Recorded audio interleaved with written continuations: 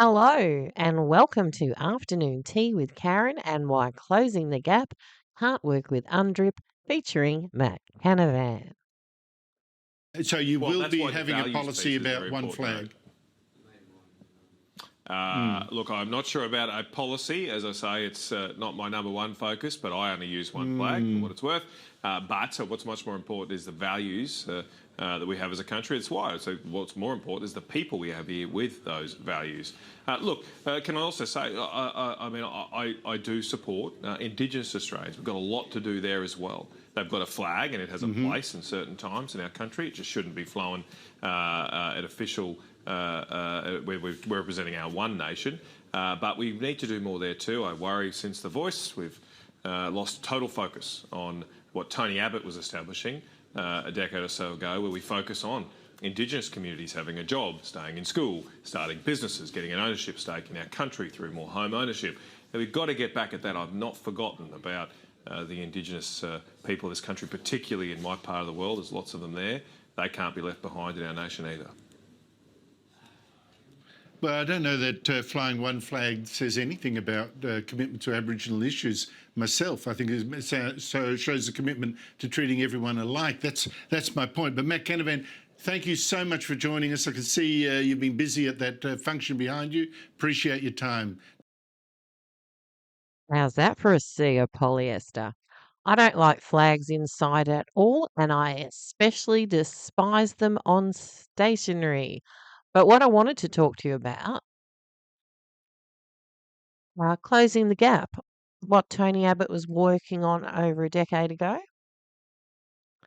Aboriginal and Torres Strait Islander people are advised that this website may contain images and voices of deceased people. At a glance, the objective of the National Agreement on Closing the Gap is to enable Aboriginal and Torres Strait Islander people and government to work together to overcome the inequality experienced by Aboriginal and Torres Strait Islander people and achieve life outcomes equal to all Australians. So, between Aboriginals and the government. So, after feedback from the extensive engagements in 2019 with Aboriginal and Torres Strait Islander people from across Australia, according to births, deaths, and marriages. And then what happened in 2021 is the federal government went and did this. Government Business Orders of the Day. Number 1, Native Title Legislation Amendment Bill 2020, resumption of second reading debate. Minister. Thank you, Madam Deputy President. When we last adjourned debate on this matter, I was about to take on some of the matters that have been raised by those opposite in relation to their concerns about this bill. And I'll take those through one by one. First, let me deal with the amendment that's been moved by Senator Thorpe on behalf of the Australian Greens. Now, the proposed amendment seeks to do two things. The first is to expand the scope of proposed section 47C in Schedule 3 to the bill and to omit, effectively delete, the remaining 8 schedules of it, effectively gutting it of most of its volume. The Australian government recognises the importance of engaging in good faith consultation with Aboriginal and Torres Strait Islander peoples in relation to the decisions that affect them. So, consistent with the principles under the United Nations Declaration on the Rights of Indigenous Peoples, we have endeavoured to make sure that can be given effect. So the federal government has already legislated the voice to Parliament. The no vote just stopped getting into the Australian Constitution. So that's why it's still going ahead, and Victoria has already fallen. The entire state is now covered with UNDRIP and UNESCO legislation. The Greens use UNDRIP as their key document to base their First Nations policy. So some of this is similar to closing the gap. But now instead of it being Aboriginal and Torres Strait Islanders according to births, deaths, and marriages, it's all about having Aboriginal ancestors, not parents. So the bloodlines no longer matter. All those anthill babies died in vain. And not talking about Aboriginal people who have died. Well, the First Nations people of Canada talk about their ancestors that have died. And so does this guy now from Melbourne.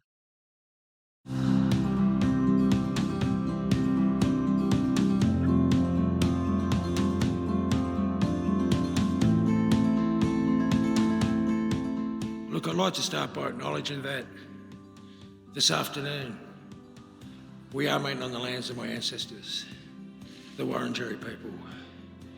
And I want to take this opportunity to pay my respects to my elders, both past, present, emerging, elders from all nations.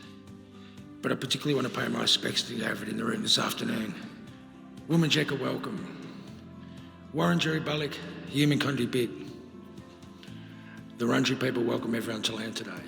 Now, I want to have a quick chat about these girls because they don't look like the local Aboriginal girls from Melbourne. They're from this school in Hillsville. Woora Aboriginal College provides holistic education and boarding experiences for young Aboriginal women in the secondary years of schooling, years 7 to 12, who come from Aboriginal communities in urban, regional, and remote Australia.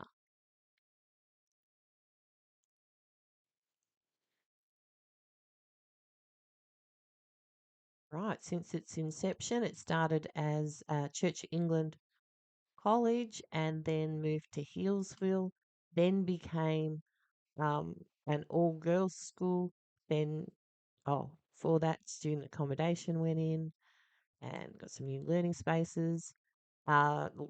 Aboriginal change makers, which they're talking about in this video. And yeah, we'll let this lady talk about it.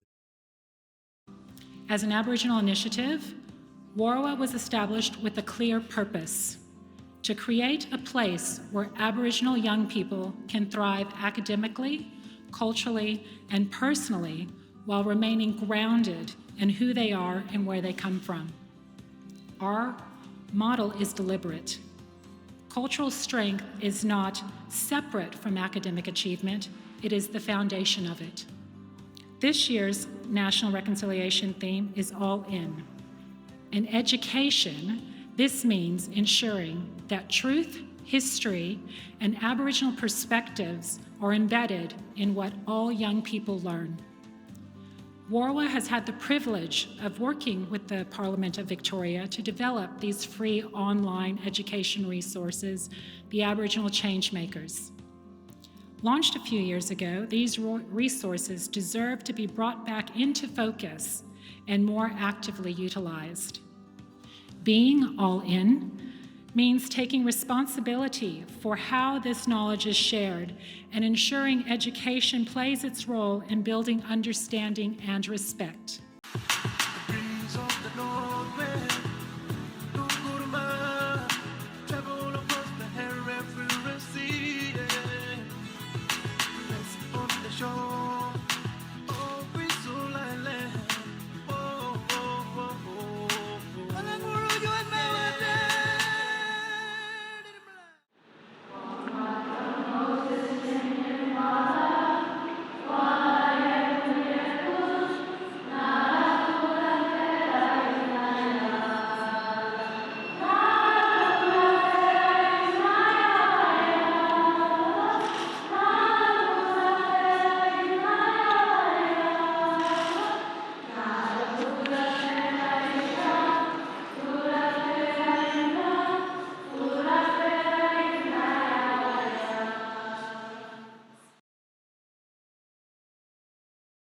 Summary, these girls are the reason Closing the Gap started.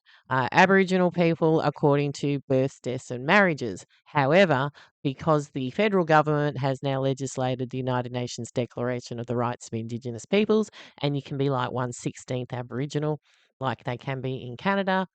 Aboriginals now look like Travis. Is preparing to embark on a new journey. We are walking to advocate for the Prime Minister to establish a national truth-telling process. After thousands joined his Walk for Truth in Victoria, There's the messages on there.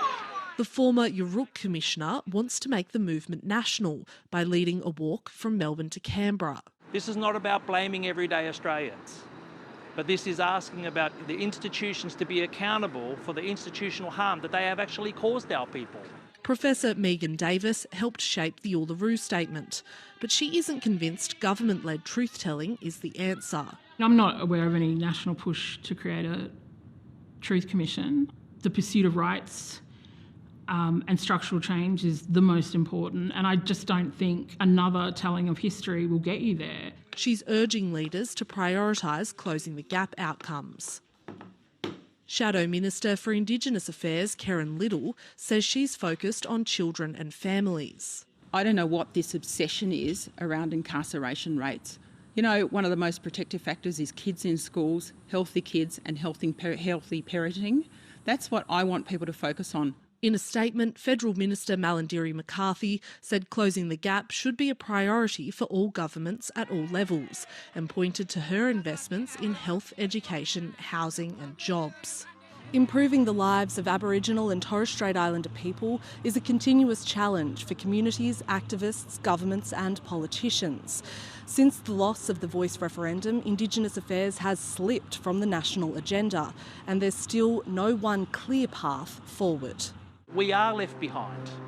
It's not by want of us, it's by lack of action. Views on the direction may differ, but the call for change remains the same. Dana Morse, ABC News. Right, so Travis here, his health, wealth, the weight of his children, all that sort of stuff contribute to closing the gap data. Anyway, that's enough of me rambling on. I'll see you later. Bye.